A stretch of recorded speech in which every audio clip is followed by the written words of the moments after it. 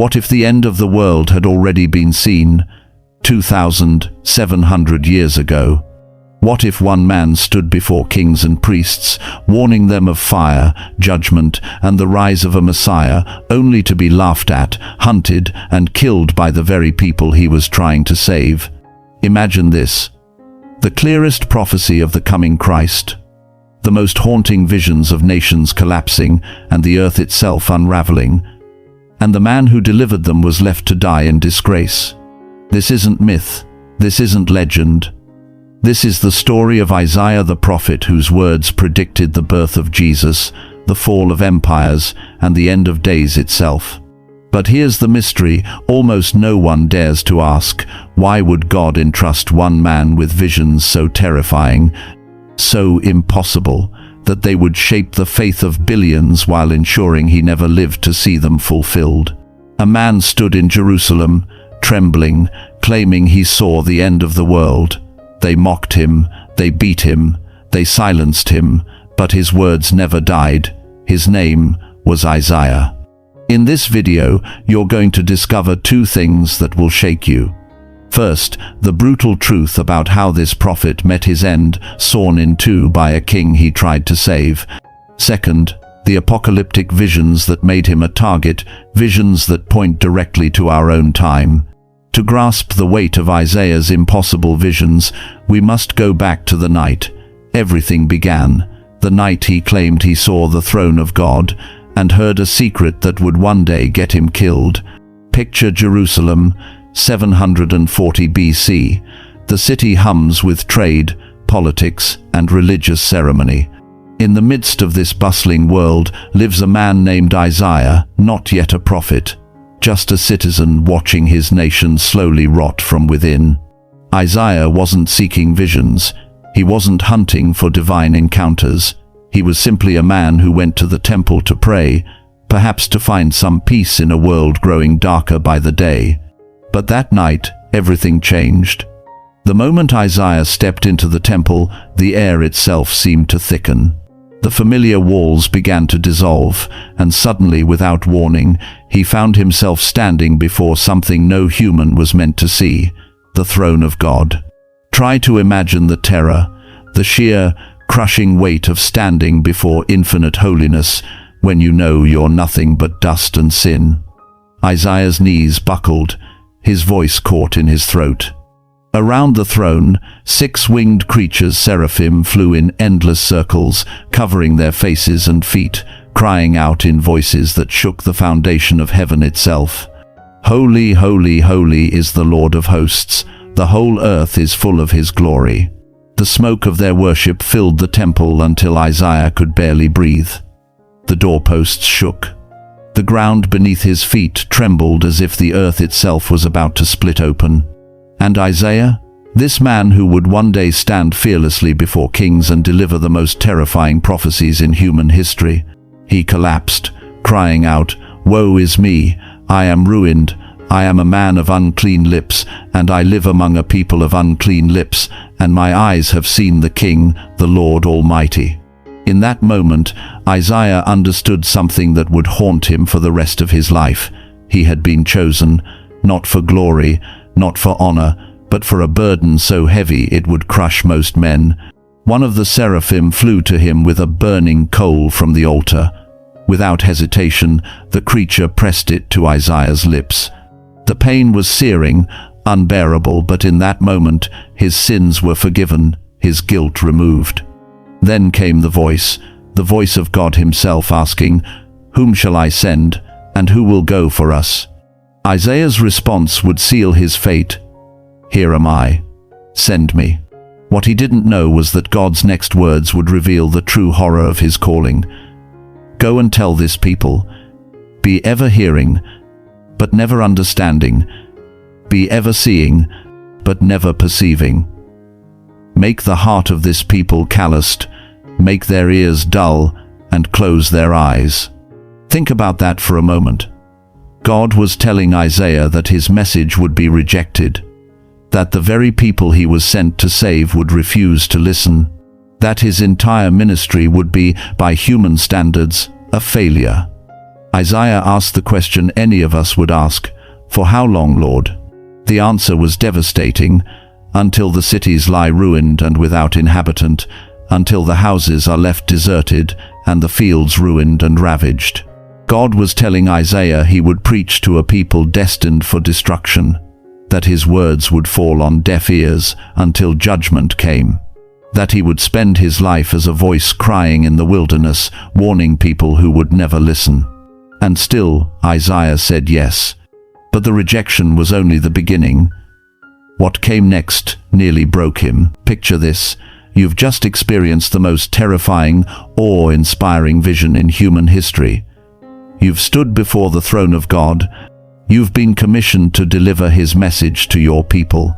You return home, your lips still burning from the coal of forgiveness, your heart heavy with divine purpose. And then you open your mouth to speak, and they laugh at you. That was Isaiah's reality.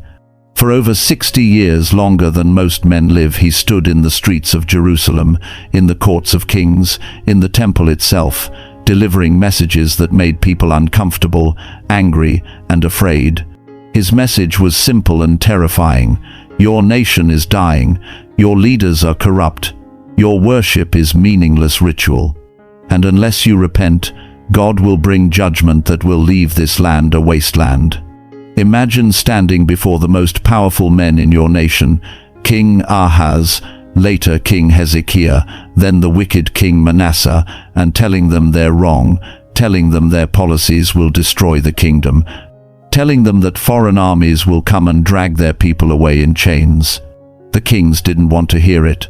The priests didn't want to hear it. The people certainly didn't want to hear it.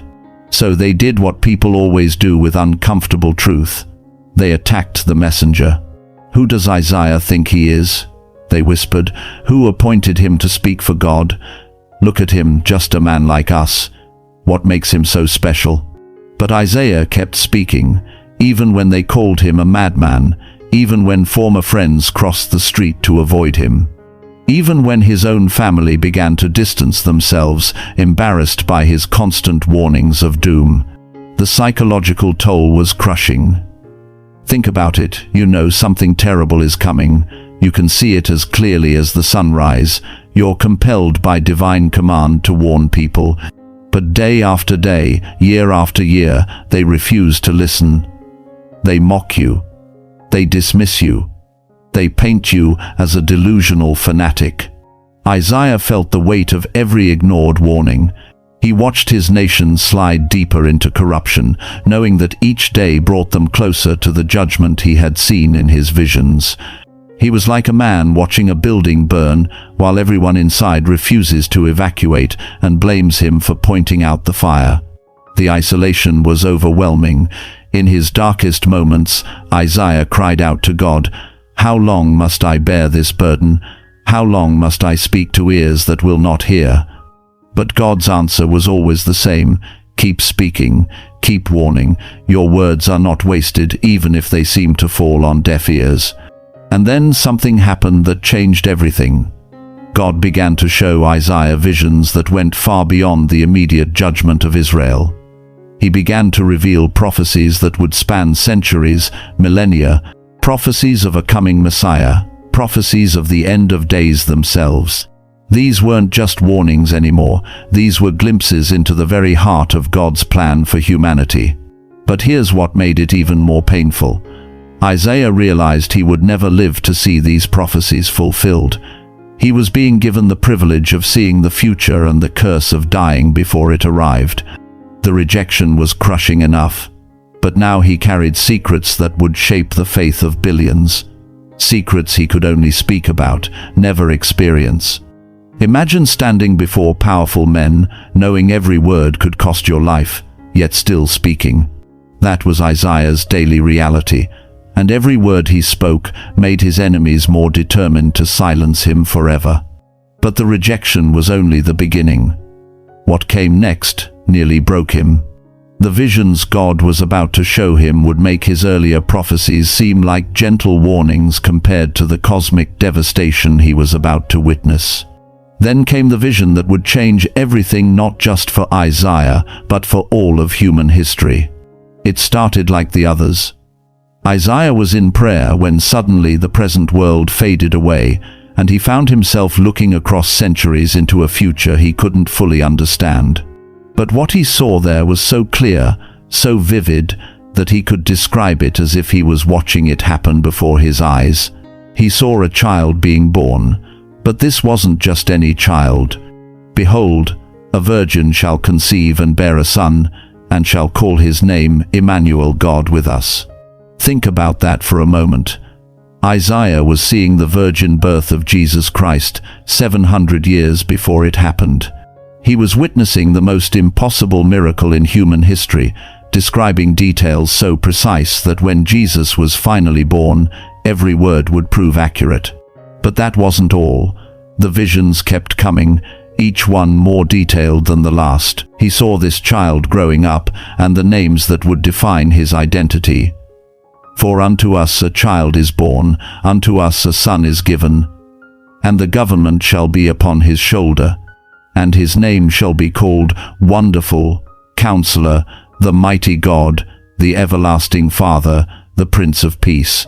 Isaiah was looking at Jesus Christ, the God-man who would come to save humanity, and describing him with perfect accuracy 7 centuries before his birth. But then the vision shifted, and what Isaiah saw next broke his heart. He watched this Messiah, this perfect, sinless Son of God, being rejected, beaten, tortured, and killed by the very people he came to save. The description Isaiah gave was so graphic, so precise, that it reads like an eyewitness account of the crucifixion. He was oppressed and afflicted, yet he did not open his mouth. He was led like a lamb to the slaughter, and as a sheep before its shearers is silent, so he did not open his mouth. By oppression and judgment he was taken away. He was cut off from the land of the living. For the transgression of my people he was punished. He was assigned a grave with the wicked, and with the rich in his death, though he had done no violence, nor was any deceit in his mouth. Isaiah was watching the crucifixion of Christ. He saw the silence of the Lamb. He saw the injustice of the trial. He saw the innocence of the victim. He even saw that Jesus would be buried in a rich man's tomb, a detail so specific it could only come from divine revelation. But the vision wasn't finished. Just when the suffering seemed complete, just when death appeared to have won, Isaiah saw something that defied every law of nature. After he has suffered, he will see the light of life and be satisfied. By his knowledge my righteous servant will justify many, for he will bear their iniquities. The resurrection. Isaiah was watching Jesus rise from the dead 700 years before it happened. The psychological weight of these visions was staggering. Isaiah was seeing the central event of all human history, the death and resurrection of the Son of God, and he was powerless to do anything but describe it and wait. Imagine carrying that knowledge. Imagine seeing the salvation of the world and knowing you'll die centuries before it arrives. Imagine describing the hope of humanity while living in a time when that hope seems impossible. But the torture didn't end there, because mixed with these incredible visions of the Messiah came something else, something darker, more terrifying than anything Isaiah had seen before. He began to see the end of days themselves. But Isaiah's final vision was darker still, a vision of the end of days that would make his Messiah prophecies seem like gentle promises compared to the cosmic judgment he was about to witness. The visions came without warning, pulling Isaiah centuries into the future to witness events so terrifying that even today, 2,700 years later, they make men tremble. Isaiah saw the end of the world. Not metaphorically, not symbolically. He saw the literal unraveling of everything, nations, kingdoms, the earth itself, in a final judgment that would make every previous catastrophe look like a gentle rain. See, the Lord is going to lay waste the earth and devastate it. He will ruin its face and scatter its inhabitants. Isaiah watched as the earth itself convulsed in terror. He saw the heavens rolled up like a scroll. He witnessed mountains melting like wax and islands fleeing from their foundations. But it wasn't just natural disasters. He saw something far more terrifying, the collapse of human civilization itself. The earth will be completely laid waste and totally plundered. The Lord has spoken this word. The earth dries up and withers. The world languishes and withers. The heavens languish with the earth. Think about the psychological impact of these visions on a man living in 700 BC.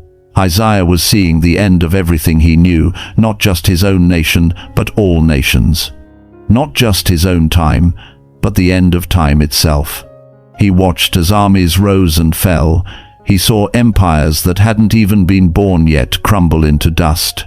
He witnessed the pride of man brought to nothing, the strength of nations revealed as weakness, the wisdom of the wise turned to foolishness.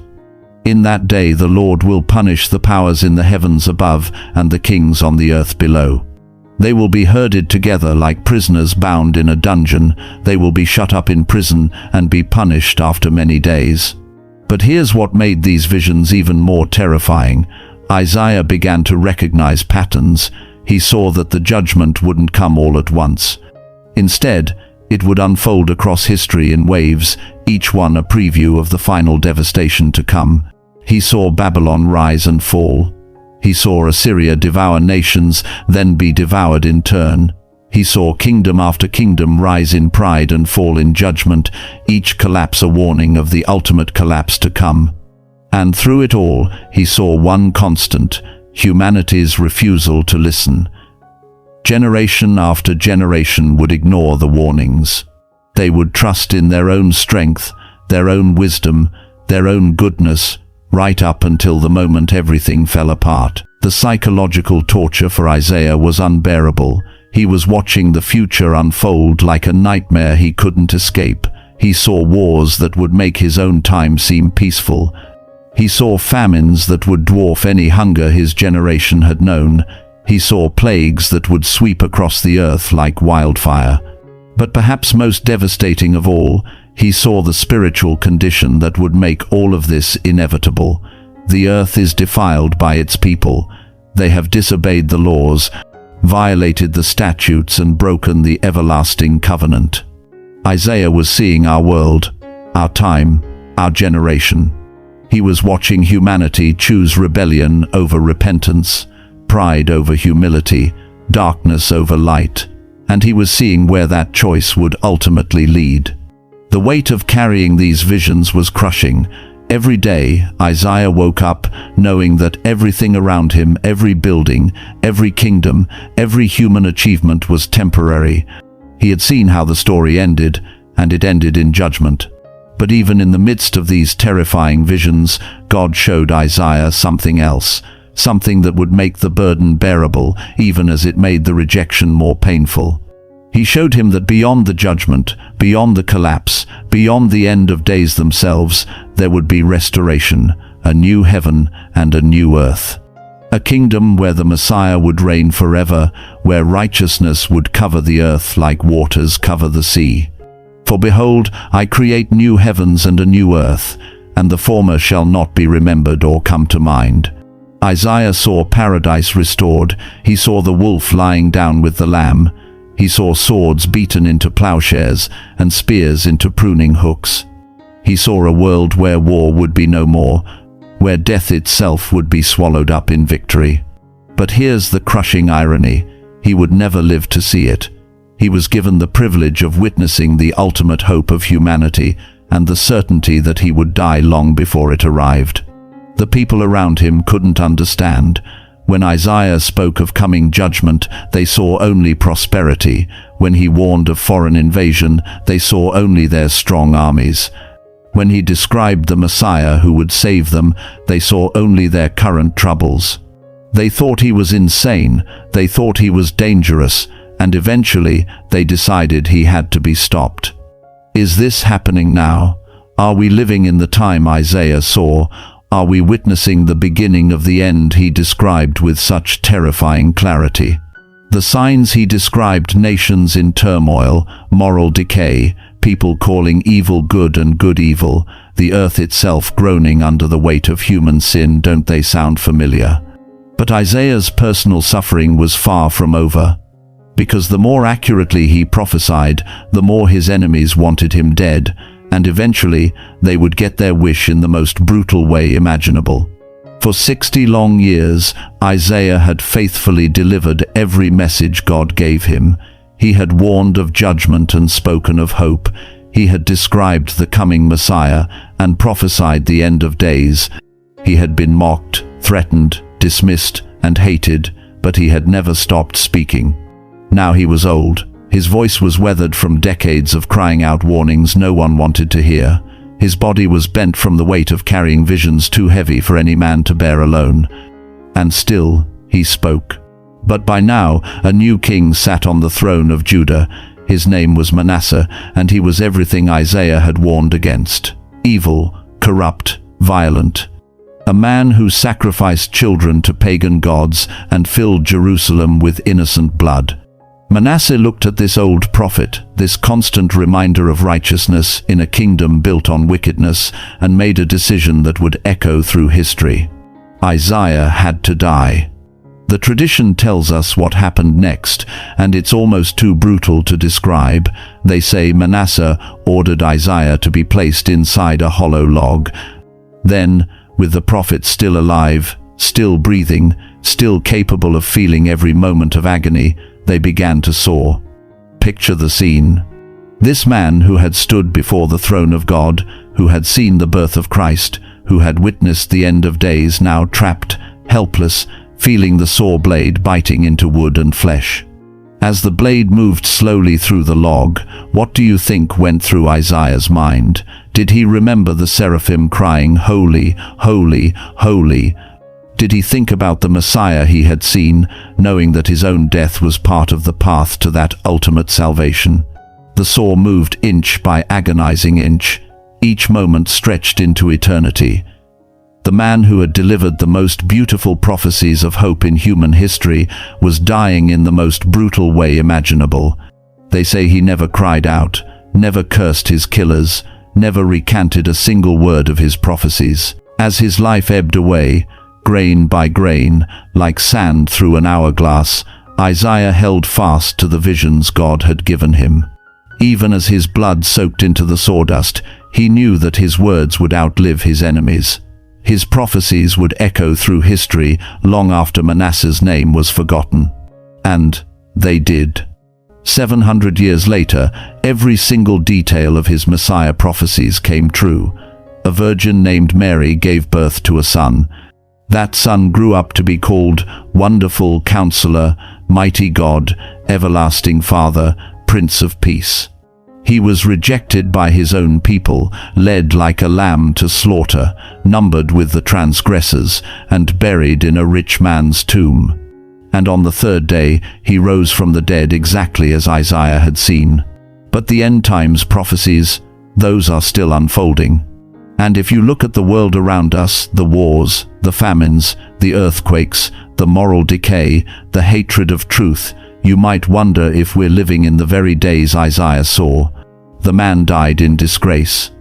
His blood ran into the sawdust while his killers mocked his delusions. But his words became the foundation of faith for billions. His body was destroyed, but his visions endure across 2,700 years. They silenced his voice, but they could never silence his message. And today, thousands of years after a king thought he had eliminated a troublesome prophet, Isaiah's words still thunder from pulpits around the world. They still convict hearts. They still offer hope to the hopeless and warnings to the rebellious. Manasseh is remembered as one of the most evil kings in history. Isaiah is remembered as one of the greatest prophets who ever lived. Who really won? Here we are, 2,700 years later, and Isaiah's words are still ringing in our ears. The prophet they tried to silence forever has never stopped speaking. Every Christmas, when we celebrate the birth of Jesus, we're witnessing the fulfillment of Isaiah's prophecy. For unto us a child is born, unto us a son is given. Every Easter, when we celebrate the resurrection, we're seeing the vindication of Isaiah's vision. After he has suffered, he will see the light of life.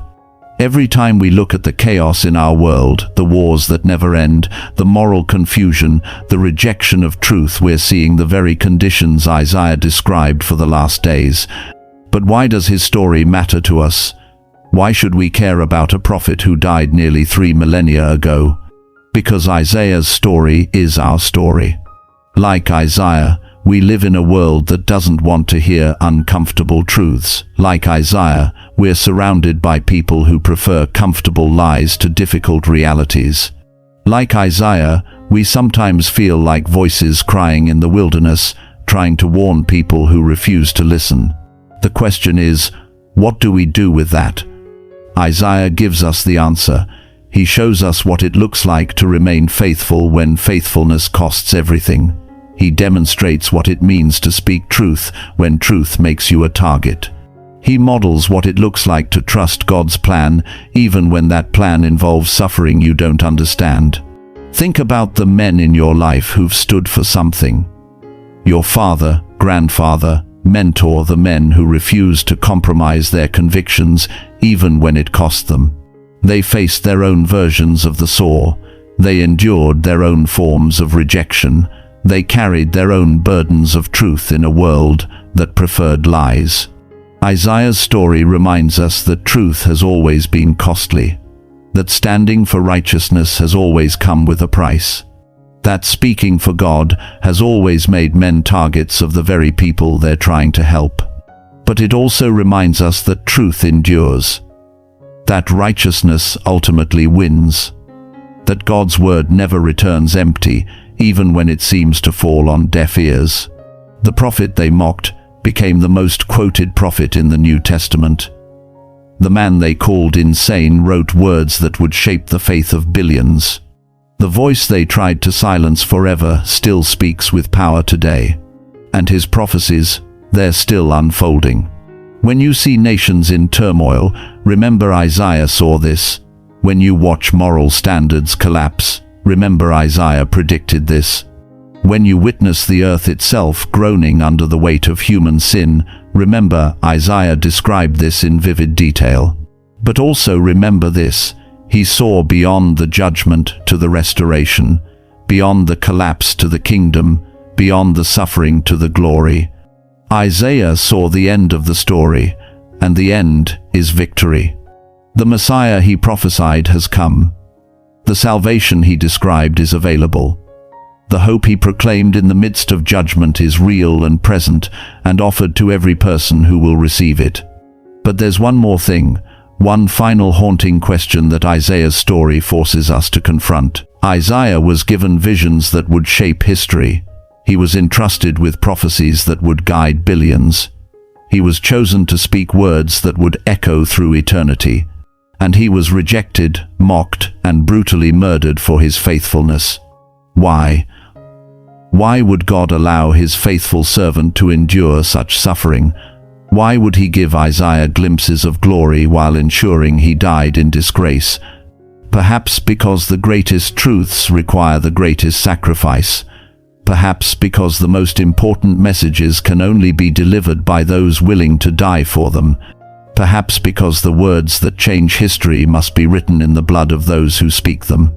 Isaiah was silenced, but his words still thunder today. They mocked him, beat him, sawed him in two, but his message never died. The question is, will you listen? When Isaiah stood before that throne and volunteered to be God's messenger, he didn't know the cost. He didn't know he would spend his life speaking to deaf ears. He didn't know he would die a brutal death at the hands of a wicked king. But he said yes anyway. And because of that, yes, because one man was willing to be faithful, regardless of the cost, we have the clearest prophecies of Christ ever given. We have the most detailed descriptions of the end times ever recorded. We have hope in the midst of a world that often seems hopeless. Isaiah's legacy isn't just his prophecies, it's his example. It's the proof that one faithful man can speak words that outlast empires, that one committed voice can echo through millennia, that one person willing to pay the price for truth can change the eternal destiny of billions. The man who claimed he saw the end of the world? He was right. The one they called a madman, he was the sanest man alive. The prophet they killed to silence, he's still speaking. And his final message, the one that cost him everything to deliver, is the same message that offers everything to receive. The Messiah has come, salvation is available, hope is real. And even though judgment is coming, mercy is offered to everyone who will turn to God. That's the complete story of Isaiah the prophet who foretold the Messiah and the end of days, a man who saw the future and paid the ultimate price for speaking about it, a voice that was silenced by violence but never silenced by time. The question that remains is the same one Isaiah faced in that temple vision 2,700 years ago. Whom shall I send, and who will go for us? Isaiah answered, Here am I, send me. What's your answer? What will your legacy be? When this world passes away and Isaiah assures us it will, what words of yours will echo in eternity? What truth will you speak, regardless of the cost? What stand will you take, even if you have to take it alone? Isaiah was silenced by a saw, but his words still live. He was mocked as a madman, but history proved him right. He died in disgrace, but his name is honored above kings. Because in the end, it's not how men remember you that matters. It's whether you were faithful to the truth you were given. It's whether you spoke when God called you to speak, regardless of who wanted you to be silent. Isaiah did that. For 60 years, through rejection and mockery and isolation and finally brutal death, he remained faithful to his calling. And because of his faithfulness, we know that the Messiah has come. We know that salvation is real. We know that even in the darkest times, hope endures.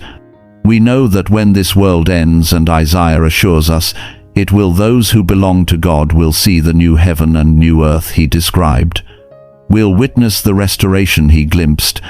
We'll experience the victory he proclaimed. That's the legacy of Isaiah, not just prophecy, but faithfulness. Not just prediction, but perseverance. Not just words, but the willingness to die for the truth those words contained. The complete story of Isaiah is ultimately the story of a man who saw eternity and let it change everything about how he lived in time. Who glimpsed the throne of God and never recovered from the vision. Who witnessed the end of days and spent his life preparing others for what was coming. They thought they killed him, but you can't kill a message whose time has come. You can't silence a voice that speaks for the eternal God. You can't destroy words that carry the power of prophecy.